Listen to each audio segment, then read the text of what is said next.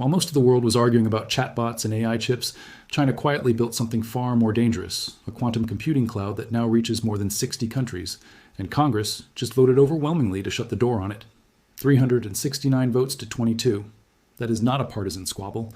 That is nearly the entire United States House of Representatives agreeing on something at the exact same moment a Chinese state-owned company was quietly signing up millions of users around the planet.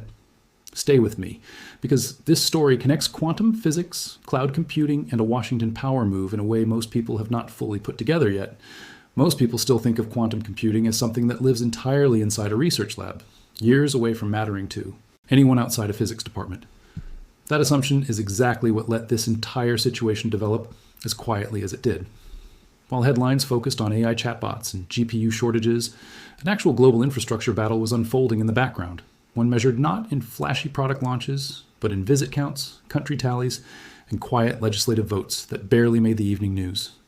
By the time you finish this video, you will understand exactly why that overwhelming House vote happened and why it happened right now instead of years ago. Let's start with the number that should genuinely stop you in your tracks. China Telecom operates a platform called the Tianyan Quantum Cloud, and by early 2026, that single platform had logged more than 37 million visits from users in over 60 different countries. Just over a year earlier, in December of 2024, that same platform had only reached 50 plus countries and around 12 million visits. In about 12 months, the reach nearly tripled, and the country count kept climbing. This is not a research curiosity running in the background of a university lab.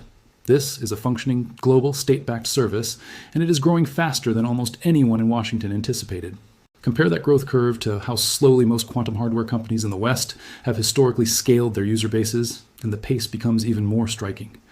Western quantum companies have generally focused on landing a handful of high-value enterprise contracts and government research partnerships, building depth with a small number of sophisticated customers, rather than chasing raw visit counts across as many countries as possible.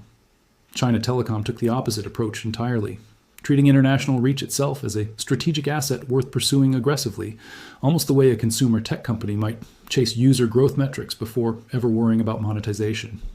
That difference in philosophy explains a lot about why Tianyan's numbers look the way they do, and why they caught American policymakers off guard. Here's what makes Tianyan specifically important to understand. The platform gives users remote access to real quantum hardware, including the Tianyan 504, a 504-qubit superconducting quantum computer, alongside an 880-qubit computing cluster spread across 4 separate machines. You do not need to own a quantum computer, and you do not need to be anywhere near China to use this system. You simply log in through the cloud, the same way you might access a server on Amazon Web Services or Microsoft Azure, except in this case, the infrastructure sits inside Chinese state-owned telecommunications infrastructure and the company running it. Quantum C-Tech has been under the direct control of China Telecom Quantum Group since January of 2025. That ownership structure matters more than it might seem at first glance. Quantum C-Tech was actually the first Chinese quantum company to go public, listing on Shanghai's Star Market back in 2020. But once China Telecom took over as controlling shareholder, the company stopped operating like an independent commercial startup and started functioning as an extension of state telecommunications infrastructure anchored directly to the government's broader strategic goals. Quantum C-Tech reported roughly 310 million yuan in revenue in 2025, a relatively modest figure on its own, which tells you something important. The Tianyan platform is not primarily being run as a straightforward profit center. It is being run as an instrument of influence and reach, with revenue functioning more as a secondary benefit than the main point of the entire operation. And Tianyan is not even the only Chinese platform playing this game. Origin Quantum, widely considered China's closest equivalent to IBM in the quantum hardware space, runs its own machine called Origin Wukong on a public cloud that has logged roughly 50 million remote accesses from users in more than 160 countries since it launched. Let that number sit for a second, because 160 countries is not a niche user base. That is close to global coverage. Origin Quantum also released something called Origin Pilot earlier this year, described as the first publicly downloadable quantum computer operating system, built to work across superconducting ion trap and neutral atom hardware types. On top of that, a separate Chinese company called SpinQ became the first Chinese enterprise to export a complete superconducting quantum system and chip to international markets, with its hardware now physically installed in more than 200 institutions spread across more than 40 countries. Origin Quantum's story is worth sitting with a little longer. because it represents a different flavor of Chinese quantum ambition than the state-owned Tianyan platform. Founded in 2017 as a spin-out from the University of Science and Technology of China, Origin Quantum builds its entire technology stack in-house, including chips, control electronics, and software, making it the closest thing China has to a full vertically integrated quantum computing company in the mold of IBM. The company signed an agreement earlier this year with ChinaLink ESG on what could become Europe's largest integrated computing center, located in Malaga, Spain, a partnership that puts Chinese quantum infrastructure directly inside European soil, rather than simply reaching Europe remotely through the cloud. Origin Quantum also began IPO counseling for Shanghai's Star Market back in September of last year, with an implied valuation of roughly $950 million, suggesting the company is positioning itself for public capital markets in the near future. So why is China doing this so aggressively, and why now specifically? The answer sits inside China's 15th five-year plan, adopted in March of this year, which explicitly names quantum technology as the very first of 7 so-called future industries the government considers new engines of economic growth. This is not vague political language.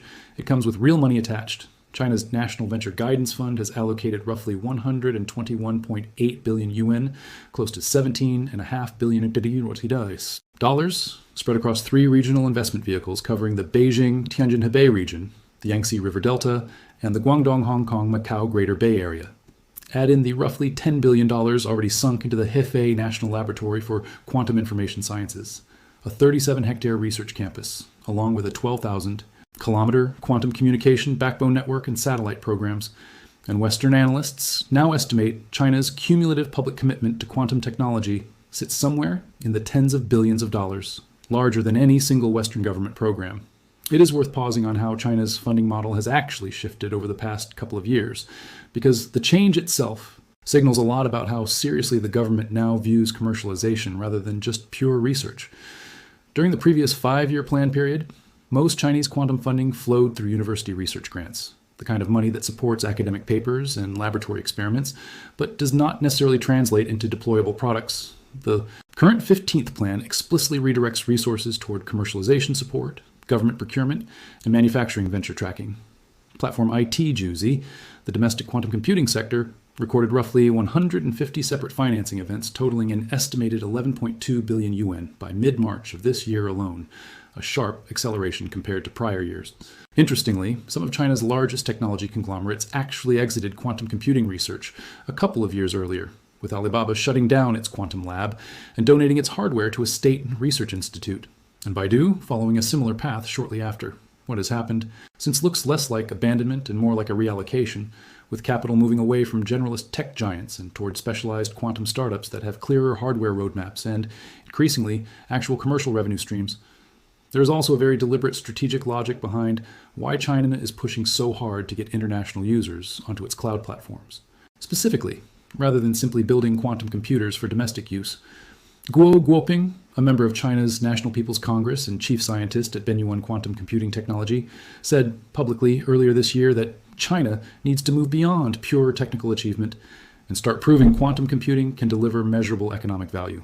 His proposed solution was direct: expand quantum offerings beyond China's borders, using cloud services and technical partnerships to build an international user base while simultaneously promoting Chinese-built software frameworks and operating systems to the rest of the world. In plain language, China is not just trying to prove it has strong quantum hardware. It is trying to become the default global platform that researchers, universities, and companies in other countries build their quantum habits around, the same way much of the world quietly became dependent on American cloud infrastructure over the last 2 decades. Guo's broader vision, described in an interview with a Chinese newspaper earlier this year, outlines a phased national push running through the current planning period. Early efforts focus on government-led pilot projects across key industries. The middle phase involves building integrated computing infrastructure and expanding talent pipelines. And by 2030, the plan culminates in what Guo describes as a nationwide quantum computing network designed to support industrial-scale applications across the broader economy. He specifically pointed to systems like Origin Wukong and the Origin Sign-In operating system as early examples of the full-stack approach China wants to scale up, where hardware, software, and cloud delivery are all developed together, rather than treated as separate pieces built by unrelated companies. Guo also described plans to expand this model into a broader network of advanced computing centers. across major economic regions, including the Beijing-Tianjin-Hebei area in the Yangtze River Delta, tying quantum infrastructure directly into China's existing regional economic development strategy, rather than treating it as a standalone technology initiative. And that strategy is clearly working in parts of the world that Western quantum companies have largely ignored. For many countries across the global south, physical access to quantum computing hardware is essentially non-existent, and building or buying a machine domestically is completely out of reach financially. China's cloud platforms represent, for many of these countries, the only accessible quantum computing infrastructure available at any price point. That is an enormously powerful position to hold because the researchers, students, and engineers who learn quantum programming today, on whichever platform happens to be available to them, are the same people who will be building quantum applications, writing quantum software, and shaping quantum standards for the next 20 years. Whoever controls the on-ramp controls an enormous amount of influence over where that talent ends up building its skills and its loyalty.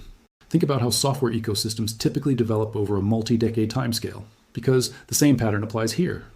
Programming languages, cloud platforms, and development tools tend to stick around far longer than the specific companies or products that first popularized them, simply because switching costs are high once an entire generation of engineers has already learned to think in a particular framework.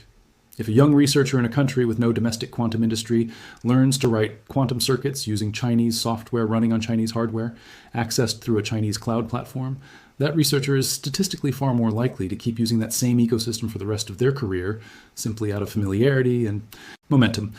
That is precisely the long game China appears to be playing, and it is a game that takes years to fully pay off, which is exactly why American policymakers are trying to intervene now rather than waiting for the numbers to grow even larger. This is exactly the vulnerability that caught Washington's attention, and it is worth understanding precisely how Congress chose to respond, because the mechanism itself is almost as interesting as the underlying threat. For years, U.S. export control law has treated the transfer of sensitive technology in a fairly old-fashioned way.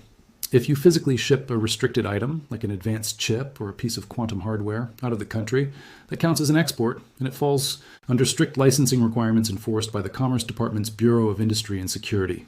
But if a foreign user simply logs into a cloud server sitting inside the United States and remotely uses that same restricted hardware over the internet without a single physical item ever crossing a border, current law does not clearly treat that as an export at all. That gap is not a hypothetical loophole. It has already been actively exploited. Reporting has documented cases where Chinese firms accessed thousands of export-banned NVIDIA Blackwell chips through offshore data center rentals, and one Chinese company reportedly secured access to 15,000 controlled processors worth over $1 billion in contracts, simply by renting cloud capacity through an intermediary provider in another country. These are not vague, hypothetical examples either.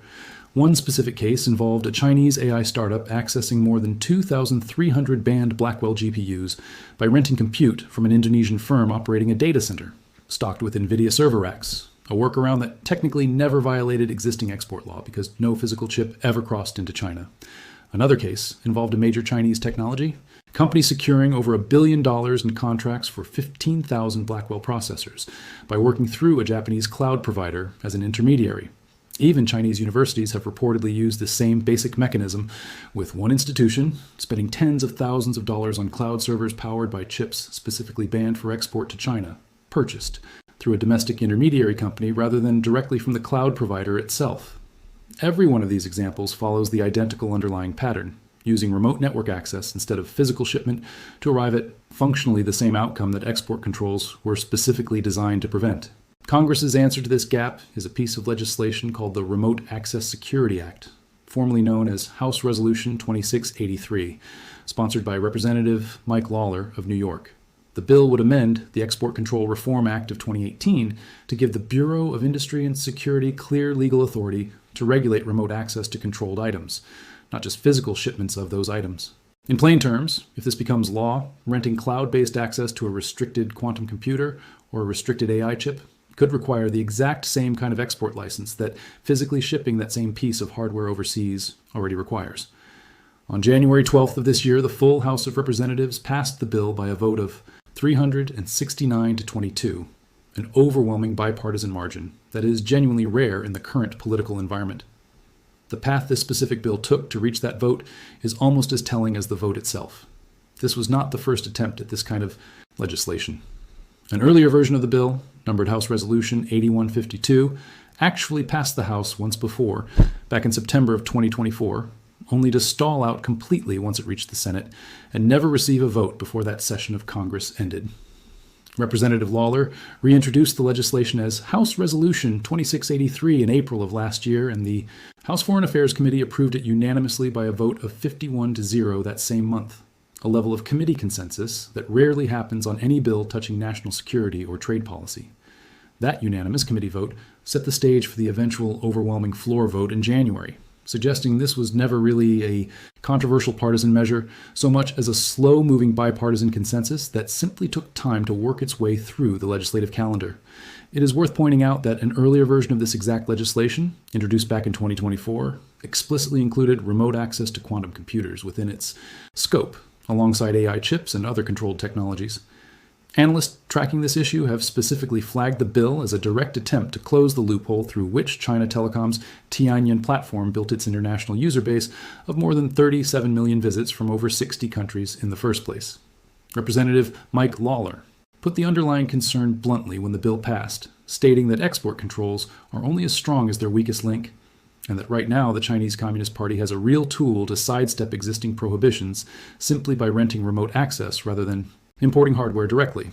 John Moulinaire, who chairs the House Select Committee on China, made a similar point, arguing that the legislation brings decades-old export law into the digital age by making clear that cloud compute is subject to the same rules as physical chips. Senator Dave McCormick, one of the lead sponsors pushing the companion bill through the Senate, framed the underlying problem in almost identical terms, explaining that under current law, bad actors can effectively train advanced systems by accessing chips technically under U.S. jurisdiction, without the Bureau of Industry and Security having any clear authority to require a license for that access. The legislation, he argued, simply closes that existing security gap by extending export control coverage to remote access scenarios that current law never anticipated. It is worth noting that the scope of this legislation extends well beyond quantum computing specifically, since the same underlying loophole affects advanced AI chips, high-performance computing clusters, and a range of other controlled technologies, accessed remotely through cloud infrastructure. Quantum computing is simply one especially visible example of a much broader category of technology. This bill is designed to bring under stronger legal oversight. If this kind of policy and technology breakdown is useful to you, go ahead and hit subscribe now, because Congress is moving fast on this front, and there's a lot more coming that directly affects how quantum technology gets shared, restricted, and fought over globally. Now, before you assume this bill instantly solves the problem, there's an important reality check worth walking through because legislation moving through Washington rarely follows a straight line. The Remote Access Security Act still has to clear the Senate and then receive a presidential signature before it becomes actual law. On the Senate side, a companion bill numbered S-3519 was introduced back in December of last year by an unusually bipartisan group. Senators Dave McCormick, a Pennsylvania Republican, and Ron Wyden, an Oregon Democrat, along with co-sponsors Tom Cotton of Arkansas and Chris Coons of Delaware. That bill has been referred to the Senate Banking, Housing, and Urban Affairs Committee, where it currently sits awaiting further action. Legal analysts tracking the bill's progress have noted that while its strong bipartisan House margin suggests real momentum, Senate passage is not guaranteed, and the timeline for when, or even if, it eventually reaches the president's desk remains genuinely uncertain. Some legal observers following the bill closely have suggested that while it might not be considered politically significant enough to move through the Senate's normal, often slow-moving legislative order, its overwhelming bipartisan support in the House could make it a candidate for passage through unanimous consent instead, a faster procedural path Senate leadership sometimes uses for measures that face little organized opposition. That said, plenty of previous bills with similarly strong House support have quietly died in the Senate simply due to competing legislative priorities and limited floor time, so nothing about this outcome should be treated as a foregone conclusion. Companies operating cloud infrastructure, data centers, and remote computing platforms have reportedly already begun preparing for the possibility this becomes law regardless of the exact timeline, building out enhanced customer verification systems and transaction-level documentation processes in anticipation of stricter compliance requirements ahead. This legislative effort does not exist in isolation either. It sits inside a much broader pattern of tightening restrictions the United States has been building against Chinese quantum ambitions for several years now. Back in August of 2023, President Biden signed an executive order restricting American investment into sensitive Chinese technology sectors. The Treasury Department followed that up with a final rule, effective January 2nd of 2025, that specifically prohibits U.S. persons from investing in Chinese quantum computer development, quantum sensing for military applications, and quantum communication systems. Layer the Remote Access Security Act on top of that outbound investment restriction, and you start to see a coordinated multi-front strategy taking shape, one that blocks American capital from flowing into Chinese quantum companies, while simultaneously trying to block Chinese users from remotely accessing American quantum infrastructure through cloud loopholes. There is a genuinely fascinating irony buried inside all of this that policy analysts have started pointing out. And it deserves mention here because it complicates the simple narrative of restrictions simply working as intended. Every round of tightened export controls aimed at China has, so far, been followed by an acceleration of China's own domestic quantum supply chain, rather than a collapse of it. When outside options get cut off, Chinese companies and researchers have consistently responded by building indigenous alternatives instead of simply giving up. And in some specific niches, they have moved remarkably fast. A company called Q-Boson, for example, broke ground on a room temperature photonic quantum computer manufacturing facility in Shenzhen back in August of last year, and closed a funding round worth roughly $145 million in April of this year, one of the largest single quantum funding rounds in Chinese corporate history. Analysts researching this pattern describe it as export controls, building exactly the kind of self-sufficient, parallel ecosystem they were originally designed to prevent, even while those same controls genuinely slow down China's access to the most cutting-edge Western components in the short term.